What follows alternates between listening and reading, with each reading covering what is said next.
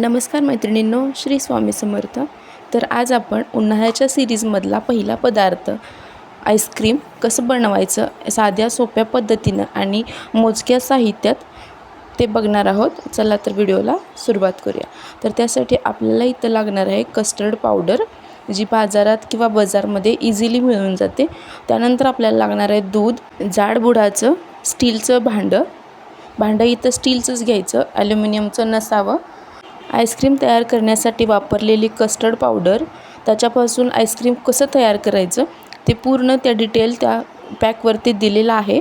पण आपण इथं थोडंसं वेगळ्या पद्धतीनं बनवणार आहोत. तर त्यासाठी आपल्याला इथं अर्धा लिटर दूध घ्यायचं आहे. ते आपण मोजून घेऊया. हे 100 मिलीचं माप आहे, तर आपण ह्या मापाने 5 मापं घेऊया. हे दूध आकरी म्हणजे बिन तापवलेलं दूध आहे. तर ही 5 मापं दूध घेऊन झाल्यानंतर आपण त्याला गरम करण्यासाठी ठेवणार आहोत.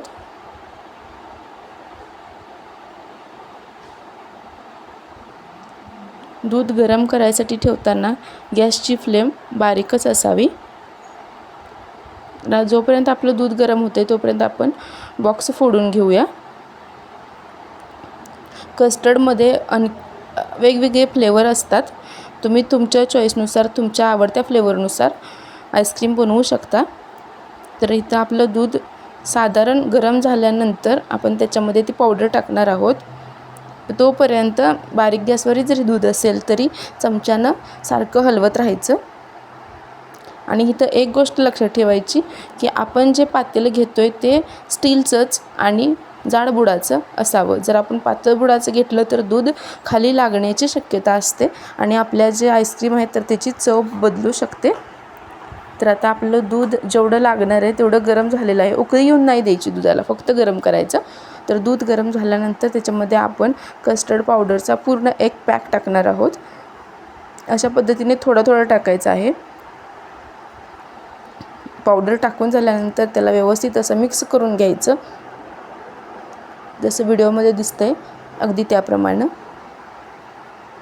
आणि बारीक गॅसवरतीच त्या दुधाला आटवून घ्यायचं आहे.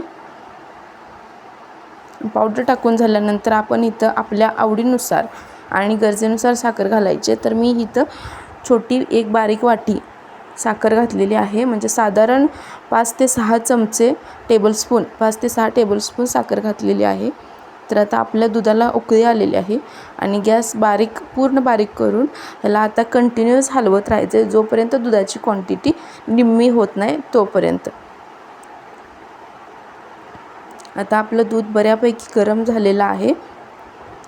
गरम म्हणजे जेव्हा पातेल्याच्या साईडनं आटलेल्या कडा दिसतील तेव्हा समजून जायचं की आपलं जे कस्टर्ड दूध आहे ते आईस्क्रीमसाठी तयार आहे. तर आता आपण ह्याला थंड होण्यासाठी खाली ठेवून द्यायचं आहे आणि थंड झाल्यानंतर दुसऱ्या पातेल्यामध्ये ओतून त्याला ॲल्युमिनियम फॉईल किंवा हवाबंद डब्यामध्ये तुम्ही ठेवू शकता. तर मी इथं ॲल्युमिनियम फॉईल वापरत आहे.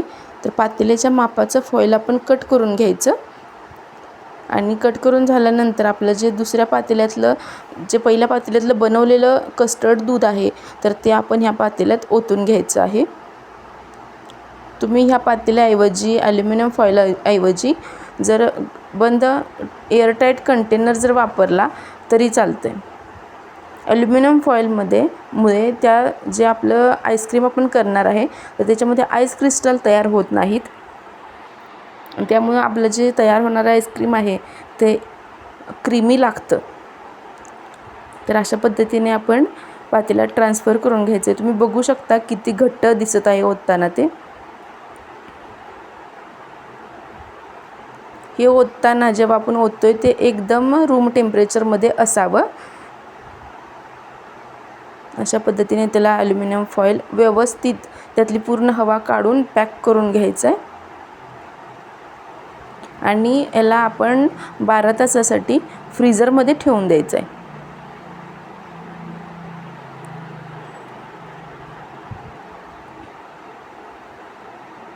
आता 12 तास झालेलं आहेत. 12 तासानंतर आपण ते काढून घ्यायचं. जी ॲल्युमिनियम फॉईल आपण लावली होती ती काढून आईस्क्रीम कसं सेट झालं आहे ते बघून घ्यायचं. पण आता आपलं अजून आईस्क्रीम तयार झालेलं नाही, तर त्यासाठी आपल्याला आणखीन एक लास्टची स्टेप करावी लागणार आहे. तर त्यासाठी आपण जे तयार केलेलं आईस्क्रीम आहे ते फोडून घ्यायचं आहे. सुरीच्या साहाय्याने किंवा चमच्याच्या साहाय्याने त्याला फोडून घ्यायचं आहे.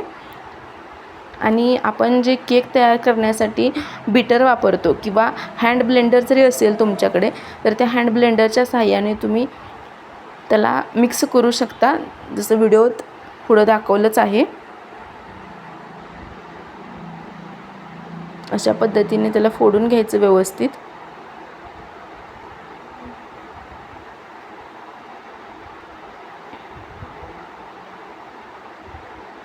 बघू शकता आपलं आईस्क्रीम किती क्रीमी दिसत आहे. तर आता ह्याला आणखीन क्रीमी आणि टेस्टी करायसाठी आपण इथं बीटर, जे आपलं केकसाठी लागणारं बीटर असते, त्या बीटरने ते आईस्क्रीम आपण बीट करून घ्यायचं आहे. जोपर्यंत त्याची क्वांटिटी डबल होत नाही तोपर्यंत त्याला व्यवस्थित असं बीट करून घ्यायचं आहे.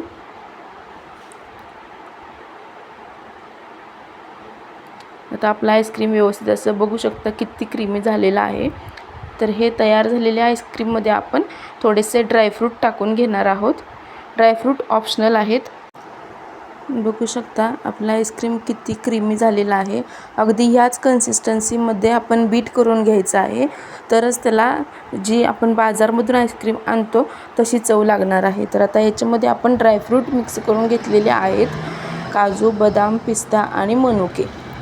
तर आता ह्याला आपण व्यवस्थित असं मिक्स करून पुन्हा 24 तासांसाठी किंवा 12 तासांसाठी तुम्ही फ्रीजरमध्ये आहे तो ॲल्युमिनियम फॉईल लावून ठेवायचा आहे. ह्याच्यामध्ये ऑलरेडी फ्लेवर कस्टर्ड पावडरमध्ये असल्यामुळे यात कोणताही फ्लेवर ॲड करायची अजिबात गरज नाही. तर अशा पद्धतीने आपण त्या मापाचा फॉईल वापरून व्यवस्थित असं पॅक करून ठेवायचं आहे. आणि 12 तासानंतर आपला आईस्क्रीम तयार होणार आहे. तर चला भेटू 12 तासानंतर.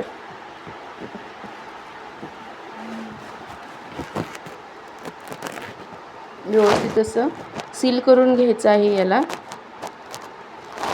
म्हणजे जे आपलं पातेल्यातलं आईस्क्रीम आहे तेच घट्ट होईल, ना की त्याच्यामध्ये बर्फाचं क्रिस्टल तयार होतील. ॲल्युमिनियम फॉईल जर व्यवस्थित बसवला तर अजिबात बर्फाचे क्रिस्टल आपल्या आईस्क्रीममध्ये तयार होत नाहीत. जसं बाजारमध्ये मिळतं अगदी तसं आणि तसंच आईस्क्रीम तयार होतं. तर आता 12 तासानंतर आपण फ्रीजरमधनं हे आईस्क्रीम काढून घेतलेलं आहे. बघूया कसं दिसतंय ते.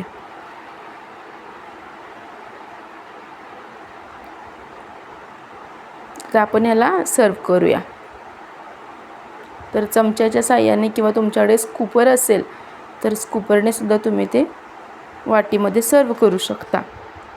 तर अशाच उन्हाळ्याच्या सिरीजमधल्या नवनवीन रेसिपींसाठी चॅनेलला सबस्क्राईब करायला विसरू नका. आणि हे कस्टर्डपासून तयार केलेलं आईस्क्रीम एकदा घरी नक्की ट्राय करून बघा, भन्नाट लागते. तुम्ही बघू शकता विदाऊट स्कूपरसुद्धा किती मस्त आईस्क्रीम रोल होत आहे.